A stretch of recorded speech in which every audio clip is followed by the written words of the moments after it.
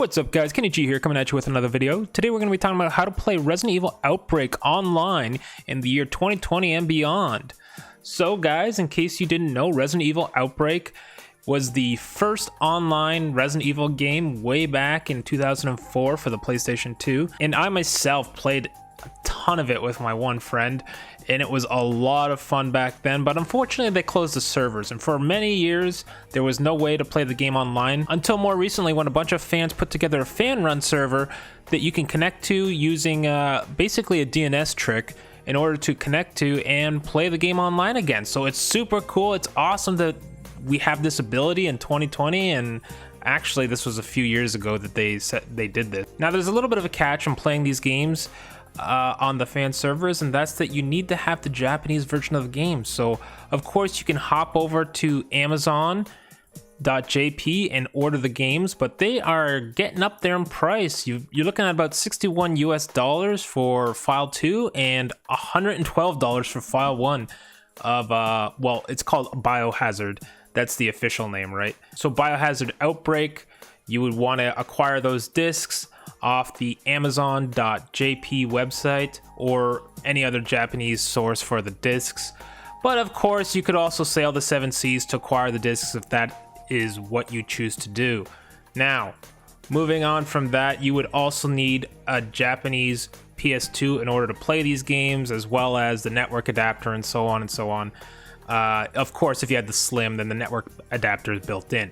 So that is the official way that you can do it. Now, besides that, there are other ways. Of course, you can download an emulator and get the ISO files and play it that way. The method I'm going to be showing you guys today, though, however, is the most authentic way to play it without spending oodles of dollars to get the Japanese PlayStation 2, the Japanese discs, the Japanese network adapter, and so on and so on.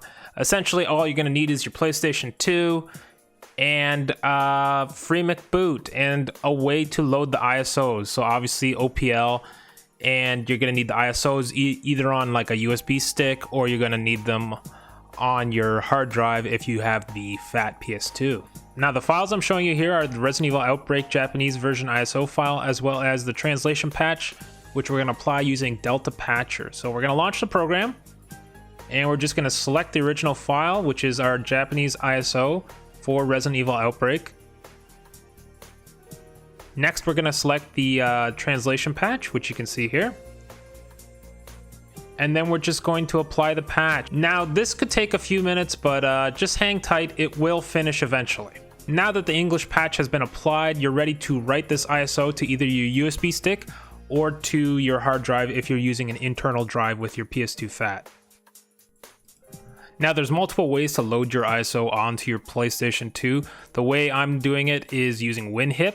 You could also use a program called USB Util if you're loading it onto say a USB stick. You can also load the ISOs onto your PlayStation 2 over the network as well, using programs like HDL Dump.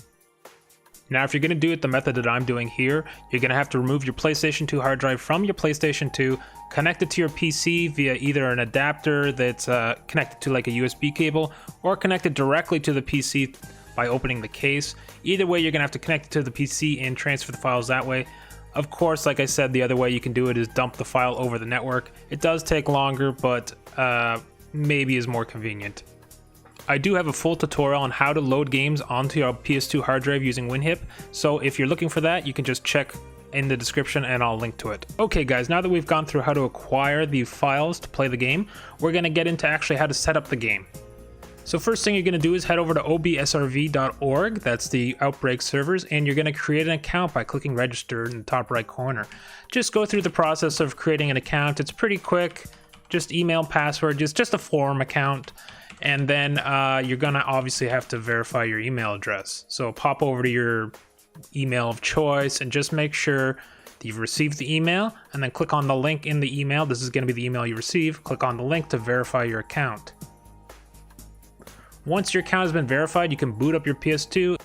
So here's FreeMcBoot on our PS2 booting up. Now we're going to go down to Open PS2 Loader. Once OPL is loaded up, we're just going to select Resident Evil Outbreak, whichever file you want. In this case, I'm selecting Outbreak File 1. So here we're just waiting for the all the loading screens and the logos to go by. Won't take too long. I do recommend you play this on an internal hard drive. You can play it via USB, but it's going to be a little slower loading.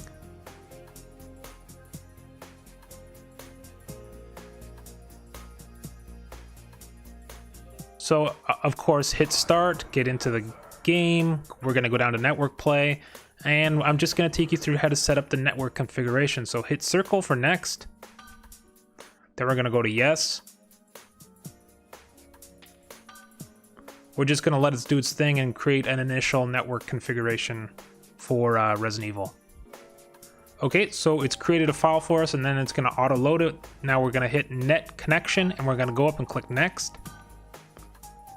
Now here we're just going to click edit network configuration, which is going to boot up Sony's network configuration program. We're going to hit add setting. And this is the really important part. So obviously select memory card 1, and we're going to go through the steps. So obviously you're selecting your internal network adapter. Just confirm this. In most cases here, you're not going to need to put in a password, so you're going to select not required. You're going to leave your IP address set up to be auto, and your DNS, this is the most important part, you're going to select manual, and we're going to put in a very specific IP address. So we're going to put in a very specific IP address here. It's going to be 173.198.207.99. You can leave the secondary DNS blank. This is very important to get the IP exact, or you're not going to be able to connect to the fan-created servers.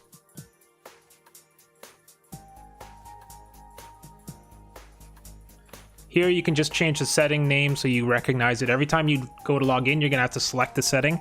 So just rename it something that you're going to recognize. You can call it Resident Evil Outbreak Config or whatever. In this case, I just call it Kenny RE. This here is our confirmation page. Just make sure everything lines up okay. Basically, just want IP auto, DNS is manual, and that's about it. It's going to save our network configuration, and then we're going to go through a quick test just to make sure our network configuration works.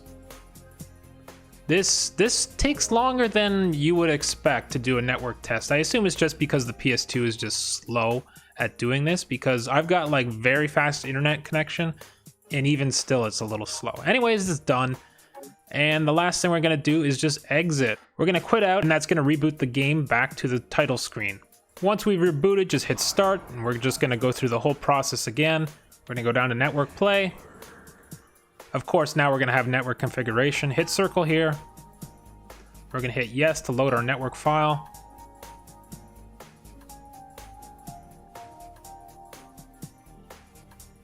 This is only going to take us a minute just to jump through all the hoops. We're going to hit net connection.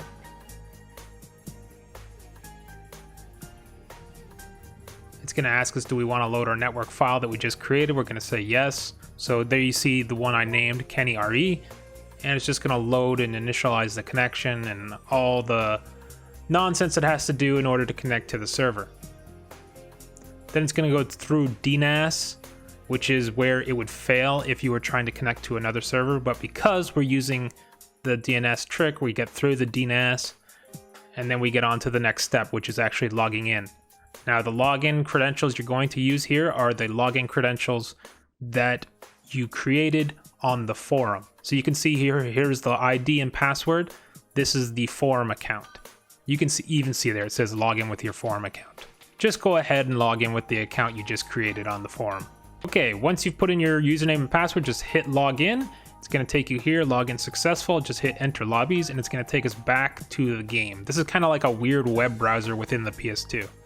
Now you can see how many loading screens there are here just to get by. Now once we get to this screen, we're just going to select the bottom left option, which is going to allow us to create a user handle. This is just basically the username that appears when you're playing the game, like in the chat system and whatnot. So this isn't related to your forum account at all. It can be whatever you want. In this case, I'm just making it the same as my forum account, just for ease of use. But you could create whatever you want. Then just hit enter, and you're gonna go over to the left and hit circle. and this is going to take you well into the game. You've now created a user handle. Once you reach server select, just go over once to West Town and select free mode. Don't bother with scenario mode. Most people don't go in that mode at all. This is just a greeting message by the server creators. And then you're in the chat room. Sometimes there are people chatting, but not too often. You're gonna go to room list. You're gonna select an area, and you just select any open spot to start the process of creating a game, basically. So you can give your game any title you want. Obviously, if you're coordinating with friends, you're gonna wanna maybe give it a password so you all end up in the same room together. And then you can select your character, click finish, and now you're sitting in the room waiting for other people to join the game. And basically, you're all set.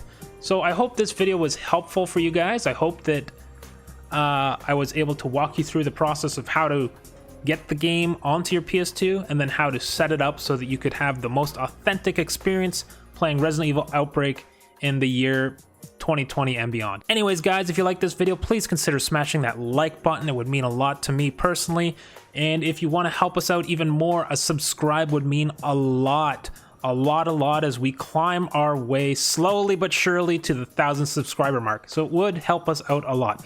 Anyways, guys, that's all there is to say for the time being. So I hope you have a wonderful day, and we'll see you in the next video.